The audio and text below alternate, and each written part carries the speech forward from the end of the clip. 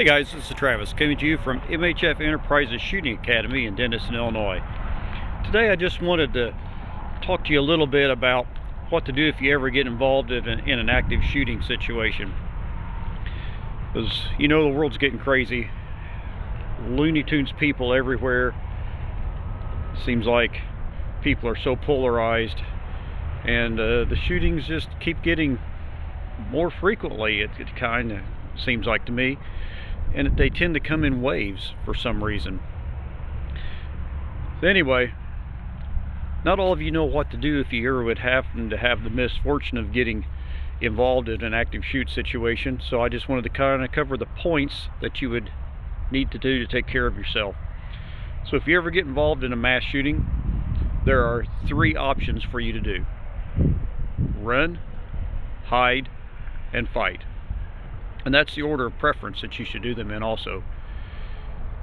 So first off, we know that the mass majority of mass shootings happen in places where people can't be armed.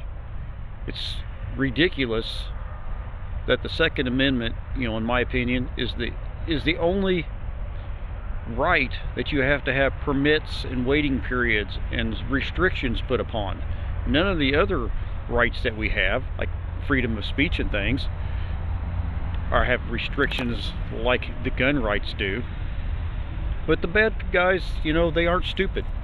They pick soft targets, places where we cannot necessarily be armed legally.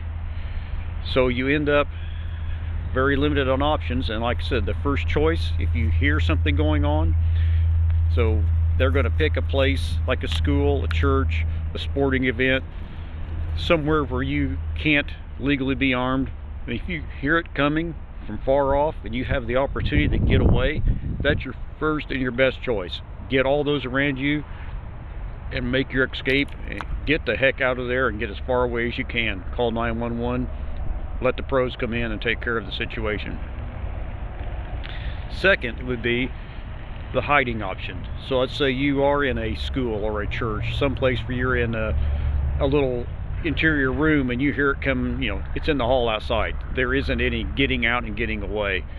So you need to hide. Lock that door. Get away from any windows where they can see in. Find yourself a good place to hide and hunker down, and hope and pray that the bad guys either can't get in or don't realize you're there and go on by.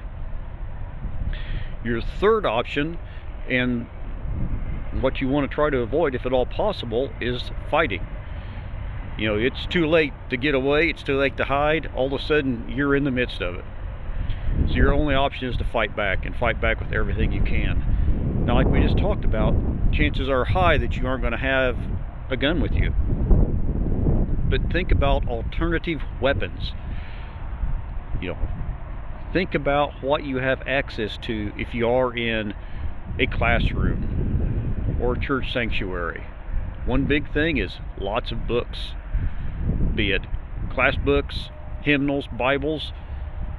Hey, if there's 50, 60 of you in that church and the bad guy comes in, do you think it ain't going to distract them, knock them down, if everybody in there starts chucking hymnals at their head? And if you don't have books, what do you have? There's got to be something around, chairs, something, anything you can get to make an improvised weapon out of is what you have to use to defend yourself, to save a life. So we offer lots of training on this kind of stuff. We can put you in some real world situations just to kind of up the stress level. Particularly church security teams, we'd be more than happy to do a security evaluation and give you a little training on less than lethal, with what it really feels like kind of to be involved in this kind of stuff. Do something every day to keep yourself harder to kill. Remember, in an active shooting situation, run, hide, or fight. That's your only choices. This is Travis, coming to you from MHF Enterprises. Come out and see us soon.